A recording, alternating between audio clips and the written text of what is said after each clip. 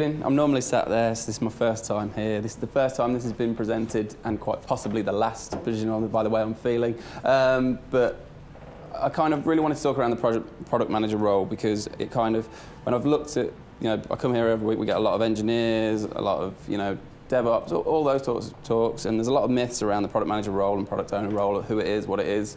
And I'm kind of wanting to come out and speak to everyone, and kind of dispel those myths and kind of put my take on what the role should be and how it should be achieved. So who am I? So I am a general manager for the web team for Blue Tree. I am leading out their Agile transformation. We've got a multidisciplinary team of devs, analysts, QAs, and we run all of the development and operations for 4 websites. Strange mix of 2 print sites and 2 car sites, which is quite a bizarre mix, but there's a really tangled web of why we do that. And then in my spare time, I look after my wife's website. We're using lean startup principles to deliver our website changes. So we kind of, we started that now a year ago. We've now got something like 200, 300 restaurants on there, and we're growing all the time. So it's a little bit of a success. In terms of my experience, I've had, I've probably done every job in the IT sector. So I've been a developer, a bad one at that, an analyst, half decent, a tester, pretty rubbish too. And kind of then fell into product management and kind of went on that way, and now I'm trying to coach people into how they can be good product managers for our business as well. So, product managers, who are they? So the product manager role needs to be someone that is a strategic person, someone that's business orientated in a way, not necessarily technical, because the focus is on delivering working products to the market. So it's, working with tech guys, they're the guys that should be understanding how to deliver things. You shouldn't have a product person that knows that, they can be, but they don't need to be that technical person. They need to know what is the business driver. They should be SMEs, they've got to be experts in their field. If they're not experts or don't become experts in their field, they're going to deliver substandard product, which is going to lead to their products disappearing from the market. They've got to be passionate. If you're not passionate about what you do as a product manager, you're not going to be successful, because you won't be the ones wanting to drive something forward and make a difference. And you've got to be accountable.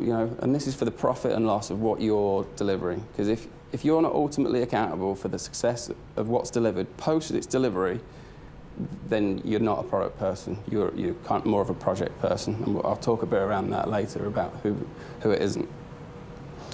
So, what is it that they do in that? So they spend their time researching the market, looking at competitors, working out who's doing good things and who's doing bad things. And then they take all the best ideas and then sell them as their own to their own business, and then deliver those out. Not only will they deliver the new products to market, they'll improve on existing products. So, the guys that create, any smartphone don't stop at generation 1. iPhone 6, whatever we're on now. And that's going to continue to go. iPods, there are too many Apple products, but hey. And then also they remove products from the market. If there's not a need for something in the marketplace anymore, they'll remove the production of that. Again, and in the software world, it can be anything, but like easier examples of things like you don't see big CRT screens anymore because no one wants them. There's no market need. No one wants to put a huge TV with a huge back, because put that on the wall, it's going to take the wall down. It's not something that's got any place in the market anymore. So they've got to know when to remove things from the market. So what does it all mean? So they kind of own that full product backlog, and they own the priority. So they know exactly what it is that they want to deliver next. And if they don't, then they need to run tests to make sure that they are delivering the right thing. If they don't own the backlog of work coming through and the priority of that, then again, they can't do their job properly. That needs to be their sole accountability. If it's split across multiple people and there's too many decision makers, all of a sudden it becomes unproductive and you can't get things through that funnel. As soon as there's too many voices in there, I worked for a fairly large retailer close by as a product manager, and we had multiple layers of product managers, and it didn't work.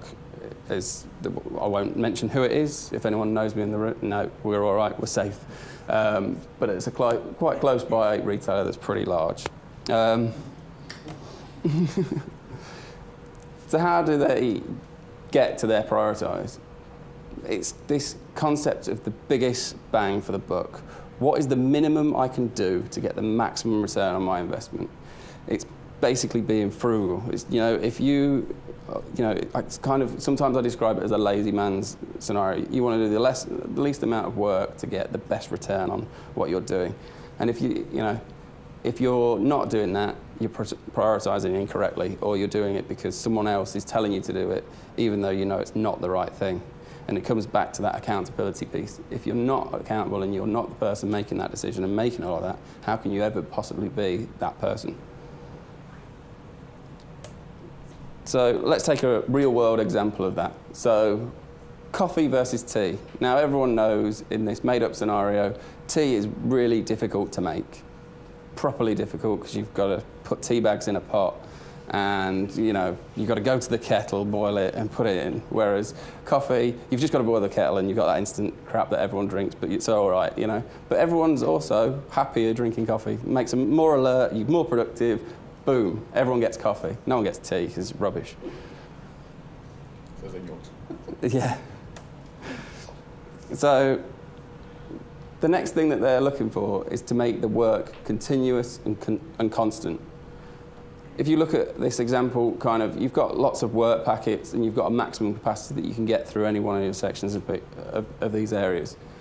If you're not at any point being the master of making sure that is completely full and making sure, lots of people like to describe this as a big funnel where you're just, you're putting lots of things at the top and squeezing it through, where for me it's a much more linear approach where you're just trying to make sure that the work that you're putting in fills that pipe as best it can.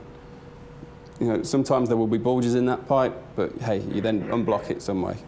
It's not a perfect scenario, but as you get better, you'll be able to get more work through, and you make sure that it's all going through without problems.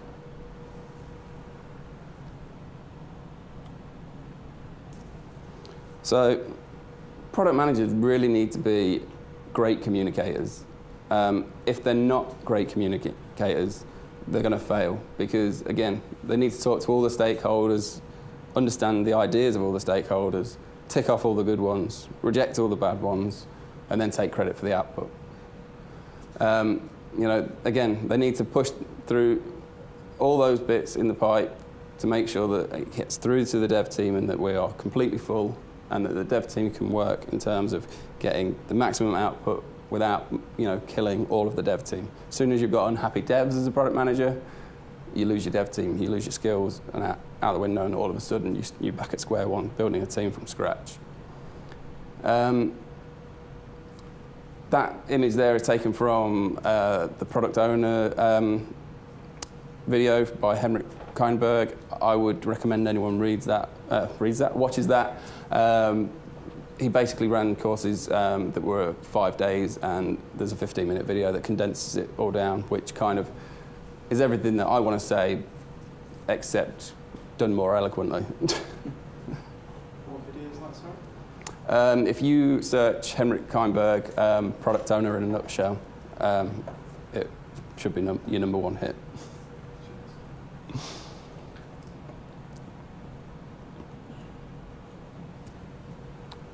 So what is it that makes a product manager a good product manager? It's that ability to say no. The ability to be empowered to say, to the highest level person, no, that's a bad idea. We're just going to waste money, waste time, and it's not going to work for us. Or maybe they can soften that approach and say, now's not the right time because there isn't that market need. You can then just put it in the backlog. But if that backlog gets too big, you need to clear it down at some stage. So if you don't start saying no at some stage, you're just going to end up with swamped in work, and all of a sudden you'll have lost what it is that's key to your business in that backlog. They're responsible to and for the team. So that is, making sure that everyone within that dev team, is, at their maximum capacity without burning them out. And that they can, bring that responsibility to them, because without the product owner and product manager owning that backlog and making sure that it's prioritised and have everything in the right place at the right time, the team can't deliver what they're promising. It's often the way that we looked at it, and we're now working 2 weeks back. So coming up in the next 2 weeks, if we haven't got all of our backlog defined and everything prioritised and estimated, a few days before the sprint, we won't accept it, because we can't possibly deliver on that promise if we don't know exactly what it is that we're delivering. Again, I'll make this statement so many times, that we need to ensure that the maximum output for the minimum effort. It's this whole MVP approach. What is the minimum you can do to get something to see if it works? So I can give you an example of this. When I launched safereating.com, .co.uk, sorry, we don't know .com. We had an area where users could register, but we didn't know if anyone would register. So we didn't put any time and effort into the account area, so it took you to a site that kind of didn't look anything like that. But then we quickly realised, as soon as people landed on that, they disappeared because they thought, where the hell am I? And then we realised that we needed to focus on that. So it was kind of just making sure that we deliver something, because hey, we didn't know if anyone was going to register. People did, so we needed to fix it. The need to engage stakeholders, again, comes back to this communication point. If you can't spend time face-to-face, on a phone, via IM, whatever it is, you've got to engage your stakeholders, because the more that they can trust in you, the more that they will bring to you, and then the more ideas you'll have, the more you can take credit for. And this last one is kind of a real stickler of mine, is that the fact that these people should report to someone very senior. If you're got a hierarchy in place where you can't make the decision, or the person above you can't work with you to make that decision, you're going to struggle. So if you start to get down and you've got 4 levels above you, 5 levels above you, all of a sudden you're not going to be able to get, you've got 5 people to convince, and by the time you convince the 5th one, the market need's gone or someone's beat you to it. You've got to be, if you're not able to report to someone very senior in this role, you just need to be empowered and accountable, and making sure that you can then push things forward.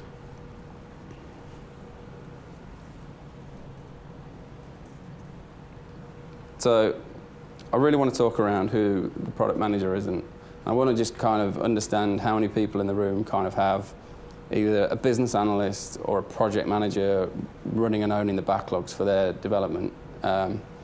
Because I feel like it's a common misconception that these roles are product managers, and there are they are valid roles in certain scenarios, but not necessarily within. Some of them, don't get me wrong, can make great product managers. However, the word project instantly doesn't mean that your product. Projects have a defined beginning and end. They have, you look at any of the main sort of project definitions, they all talk around temporary and forming temporary teams and temporary knowledge. And as soon as something's temporary, it's not continuous, it's not flowing, it's not, you're not going to be able to take products and take them through and push them through to a real good place. So, business analysts. Now, for me, business analyst is a perfectly good role, and particularly in Agile as well, and you should have them working with product managers and product owners. They shouldn't necessarily be a product owner, which is what a lot of people misconceive them as and do. Because, business analysts are dealing in the requirements, that fine nitty-gritty detail of, I click this button and it does this. Well, that's great. That we need that. You need to be able to get to that level where everyone knows exactly what's required, and they're interested in that functionality. What they're not is that not necessarily that strategic thinker that is saying, right, actually, analysing the market and bringing the ideas back, and then taking them in and bringing them through to be successful in your business. And project managers, I've put Agile in brackets because I hate, there's a lot of people that call themselves Agile project managers, and I hate the term because I don't think it works and I don't think it means anything to me. Now, it's probably upset a few people, but feel free to discuss this over a pint later. Again, project managers are temporary. They are only there for the duration of the project. Then they move on to the next one. So they're instantly only accountable for the delivery. What happens post that, it doesn't matter to them because they've been successful. Woo, brilliant, I've launched something. But it's not what product's about. Product is taking that and then building on it, or removing it, or constantly evolving something. So we take that and you look, the time cost quality, we've all seen that diagram, and it means two different things to these sets of people. A project manager, what does that mean for a project manager? Oh, hello. There we go. Quality. Quality for a project manager means they've got an acceptable level of bugs in the system. Wow. Cost. To them, it's whether they're in budget. And time is whether they're on time based upon a predetermined date at the start of the project, which never works. And all of that is within an acceptance tolerance level. So if you talk to any good project manager out there, and they will build in the fact that it can be 2 weeks late. They can overspend by 50 grand. And they don't have to have any high defects, but they can have as many mediums and lows as they want, because that way they can get it out the door and move on to the next thing. Product managers, on the other hand, their quality is a working product hitting the market need at any given point in time. The cost element of it is, what is the profit versus the loss? What's it cost me to deliver this, and what's it going to make me? And then the time, it's all around speed, stroke timing. Product managers are interested in getting something out quickly or bang on the right time. Let's look at just a bit more of this. So when you look at working product, and apologies to anyone that's got a Windows phone in the room, but a Windows phone is probably a successful project. That was probably delivered within an acceptable level of, time, money, everything else. The iPhone, on the other hand, is a successful product. It's constantly evolving. They're applying more investment into it, and guess what? They're making a shit ton of money. So, it's the way that you look at it. Look at, Windows acquired Nokia. That worked well, didn't it? But imagine the guy that was the project manager on that, got a big fat slap on the back and went, yeah, well done, you've delivered that, great, brilliant. And then now, it's all out the window. Yeah. Again, so sticking with mobile phones, speed and timing. So the market need is there, bang in the middle. Again, sorry, Mr. Windows Phone. If you go too early, like NEC did, really, with their phone, I had that phone, it was rubbish, it was complete garbage, because there wasn't, websites didn't support the technology that delivered. It was the first 3G, and all websites were still WAP enabled, and it kind of, but it did at least set the scene to drive the market need. However, NEC are now not very successful at making mobile phones. However, Google, Apple, they came along. Oh yeah, let's build ours. Yes, they weren't the first. They definitely weren't the first. But they got the timing right and the marketing right, and they plowed money into it as well to make sure it worked. But there, you have it. Apple, if you look at them again, I always look at the Apple phone. Like in the first generation, it didn't have 3G, it didn't have copy and paste, but they got something out and everyone wanted it. And then 6 months later, they brought out the next one and everyone wanted that one. So it was clever. Again, good old Mr. Windows Phone. It was just too late. By the time they caught on to this, they'd missed the market. Everyone was building apps for Google Play and the App Store, and no one wanted to build Windows phones anymore. Well, apps for the Windows Phone. They're making the way back in slowly, but very slowly. What are we doing on time? So, kind of look at the profit and loss example as well, and kind of, if you look at the team, if the team costs £200,000 because they're a cheap team for that. The minimum profit that they need to be bringing in is 200 grand. Pays for it, they pay for themselves then. They are self-sustaining in the fact that, you know, if they make that, they're brilliant. However, this guy, product manager, they're a great team. He's got them working and they make 500 grand worth of profit. Brilliant, we can move on. Great, everything's going well. So what does that mean? Profit equals company growth. What happens then? We get a second team. We even hire some women, by the looks of it. I'm not quite sure what I've done there. But anyway, and then, you know, Mr. Product Manager becomes the big cheese. He's delivering big profit. He's got 2 teams, and now they're accountable for theirs, and the team, everything grows, and everything gets bigger and better, and Mr. Product Manager is everyone's favourite guy in the company, or not. So kind of, I think I've raced through this quite a bit quicker than I expected. However, in summary, think product, not project, and I'll quite happily take questions. That's the YouTube video. I'm happy to share any of this as well.